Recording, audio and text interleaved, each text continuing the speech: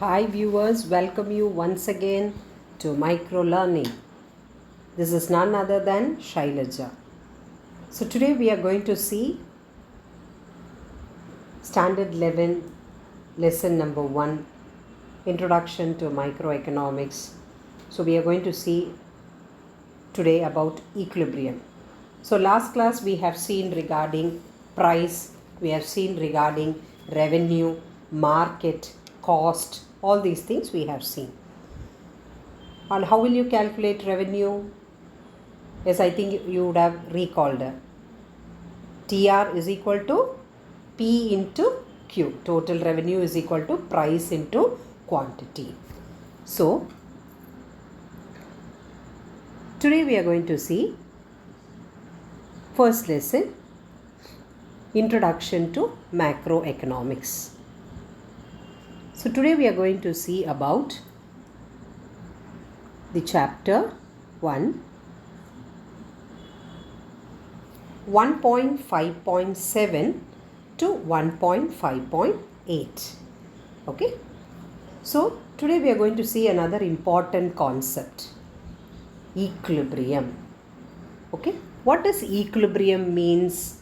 Equilibrium is nothing but where you have the demand and supply curve intersecting. Okay, the curve that slopes downwards is supposed to be demand curve. The slope that moves upward is called as the supply curve. So what is an equilibrium point? A stable point. Okay, E is supposed to be a stable point where the demand and the supply intersects each other. Okay, so anything above the equilibrium, that is this part, and below, we call that as disequilibrium. So once again I'll tell you what is equilibrium and what is disequilibrium. You have the demand curve sloping downwards. You have the supply curve sloping upwards.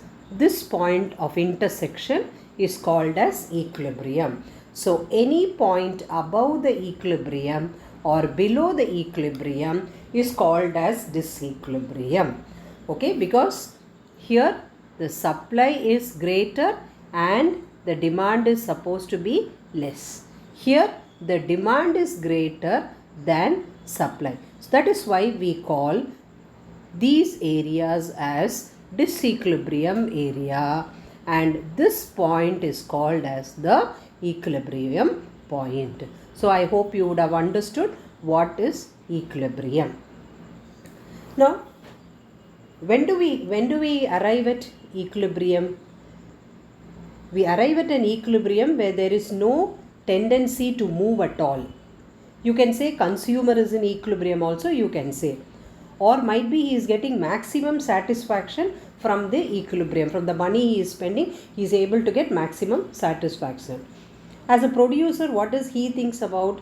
He is utilizing the resources till he achieves equilibrium. That is, when he achieves full employment, it is supposed to be equilibrium. So, each level we think in different way. But equilibrium in general is what? The level of satisfaction where we have the intersection point as equilibrium point. Now, what is a stable equilibrium?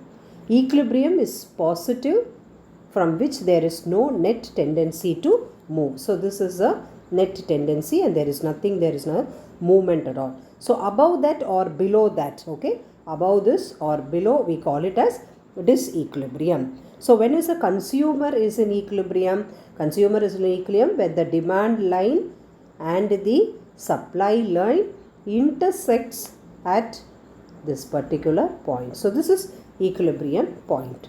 Okay. When does the producer get equilibrium?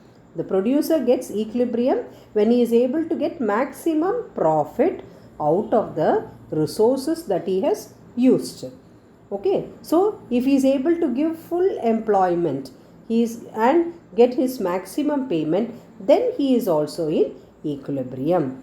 So what do you mean by static equilibrium? What do you mean by static equilibrium? Can you see the word static? Okay, static is nothing but it is based, that is, there is constant. Static is constant. Okay, ba? Quantity is constant. Income is constant. Okay, technology is constant and population is constant. So, have you heard about the word cerebus paribus? What does this cerebus paribus tells you? Okay, what does it tell? Other factors, they remain the same. Only one factor changes. Okay, so in static equilibrium also, what do you find?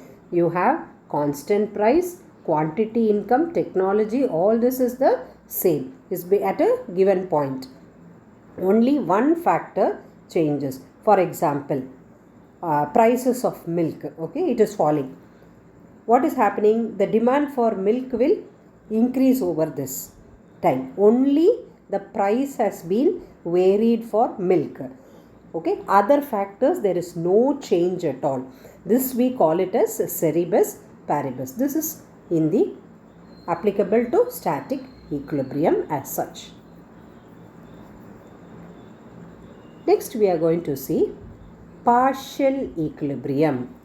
Okay, what is mean by partial equilibrium? It takes into consideration only a single market, or you can say it analyzes only on a single market. This is called as partial equilibrium. Then we have seen an general equilibrium. That is, it is common. General is supposed to be, it is to be common.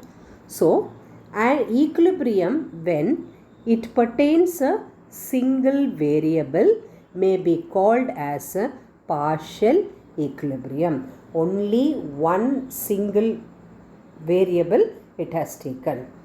An equilibrium, on the other hand, it relates numerous variables, or even the economy as a whole may be called as general equilibrium. So, when we consider, okay, an equilibrium, when we consider two numerous variables, okay, then it is called as general equilibrium. That is, you are making a comparison with the other. Now, what is income? Okay, what is income? Generally, we say the amount of monetary benefit that we get after our work is called as income. It may be large in number, it may be small in number, it may vary according to your time factors and other things. So, income is being divided into two. One is money income, the other is called as real income. What is money income?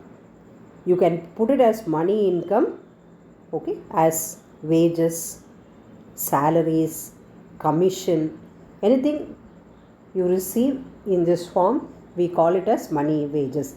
That you get it in the form of money. Then what is real wages? Real wages is nothing but you have to multiply wages into inflation, because you will be having inflation during that time. So what happens to your purchasing power? Purchasing power changes there, because inflation is a time where the prices are rising. Okay, so real income is nothing but the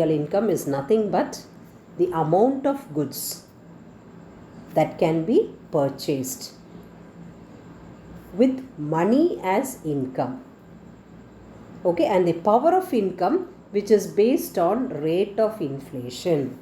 So, you are able to buy a commodity, you must see what is the inflation rate. So, according to the inflation rate, you buy the goods and services. This is called as real income. So, money income is nothing but it is a income which you receive in the form of wages, salaries, commission.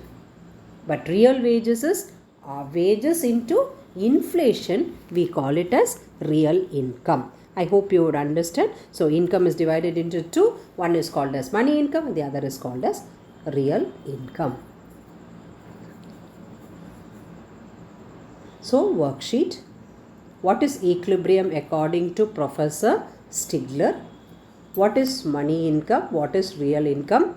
Illustrate equilibrium with the help of a diagram. So we have seen a diagram like this, where we have upward sloping supply curve, downward sloping demand curve. This is called as the equilibrium point.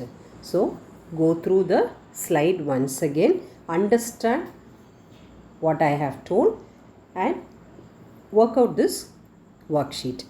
So those who are watching the channel for the first time, please subscribe. Click on to the bell button for further notifications. Thank you.